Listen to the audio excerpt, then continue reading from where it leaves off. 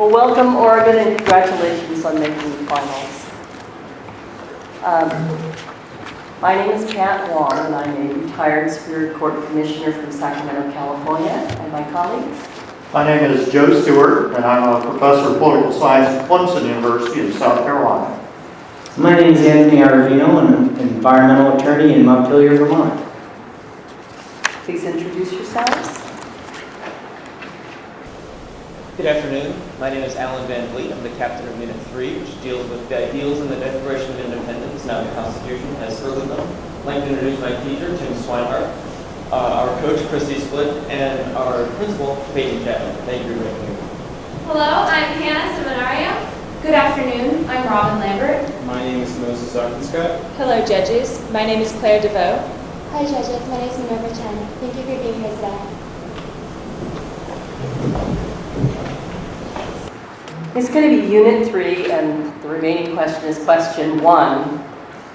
An American scholar claims that because democracy is a government by persuasion and deliberation, it implies the existence of what, in the British tradition, is known as loyal opposition.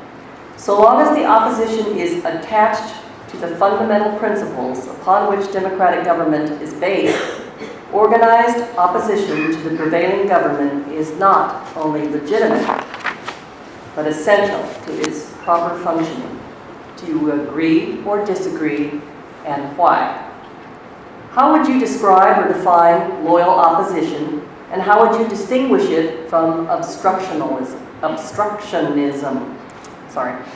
What purposes does or should loyal opposition serve in a democracy? You may begin. The Alien and Sedition Acts of 1798 stifled criticism of government. In 1856, Senator Charles Sumner is brutally beaten with a cane by Representative Preston Brooks on the floor of the U.S. Senate. The Civil Rights Act of 1964 is held up by a 57-day filibuster. Evan Bayh declines re-election, scowling at the dysfunctional Congress. Senator Jim Budding delays unemployment benefits for 100,000 Americans. Do these events fall under the ideal of loyal opposition, or are they just standing in the way of democracy? Loyal opposition is the idea that organized opposition to the ruling party is necessary to balance ideas within the government. The term arose in the UK in the 18th century, where the head of the largest minority party received the title of Her Majesty's Loyal Opposition. Loyal opposition allows parties to oppose each other without opposing their country. I agree with the American scholar's view that loyal opposition is essential to democracy. It helps further ideas by encouraging multiple viewpoints on political issues. Successful loyal opposition ends in compromise, allowing legislation to pass with broader support. For example, in 1965, our Congress passed complicated Medicaid and Medicare legislation with bipartisan support. Loyal opposition is encouraged in parliamentary democracies through weekly question time with the Prime Minister. Loyal opposition is a recognized essential check in many forms of government, including our own. I disagree. Although loyal opposition is oftentimes based upon fundamental principles and allows for the minority to have a voice in government, such practices can lead to abuse. Some congressmen use concepts of loyal opposition to force a compromise in their favor. Senator Richard Shelby of Alabama put a blanket hold on only 70 of President Obama's nominees to gain leverage for his state. Cheryl Stolberg, a writer with the New York Times, addressed this minority's right to an obligation to stick to its ideological principles. Loyal opposition has changed over time from parties working together for the good of the country to now solely working for the good of their own party. Some argue that loyal opposition has become obstructionism or deliberately interfering with the legislative process.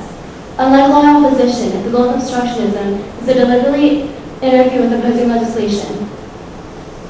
Loyal opposition encourages a marketplace of ideas where all voices are heard, including minorities. However, as Ezra Klein of the Washington Post notes, obstructionism has become so common that Congress has been virtually incapable of getting anything difficult done because the opposing party will either block it, run against it, or both. The primary form of obstructionism today is the filibuster. Once seen as a necessary tool of the loyal opposition, the filibuster is a form of opposition that can be traced back to the 1850s. Under Senate Rule 22, continuous debate in the Senate can only be ended by cloture, which requires 60 votes. Now a filibuster means there will not be a vote on a bill without cloture. The Democrats recently lost their filibuster-proof majority with the loss of Senator Ted Kennedy in the election of Senator Scott Brown. Because of this, it required creative legislative maneuvering to pass health care reform. Many believe that loyal opposition is essential to democracy, which favors rule by the people because it allows all voices to be heard in debate. People rule through voting. An educated voter learns about both sides of issues and chooses the best candidate. Without loyal opposition, there is only one side to each issue and one best candidate. Clearly, this would undermine democracy. Loyal opposition serves in a democracy by protecting Americans from tyranny of the majority, as feared by Madison in Federalist 10. With loyal opposition, minority positions are allowed a voice on the Senate floor and in the voting booth. Thank you. What relationship do you think exists among the concepts of limited government, checks and balances, and loyal opposition? Well, loyal opposition acts as a check in itself. Without disagreement, there would be no need for checks, but with loyal opposition, there are different views that need to be represented, and it's used as a check to help get different ideas represented, and that's kind of like the marketplace of ideas.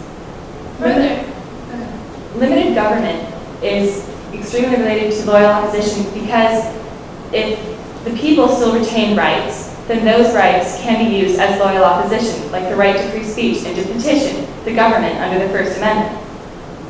The idea behind limited government and checks and balances is to limit what the government can do and to ensure that no one single party or faction can take over the entire government.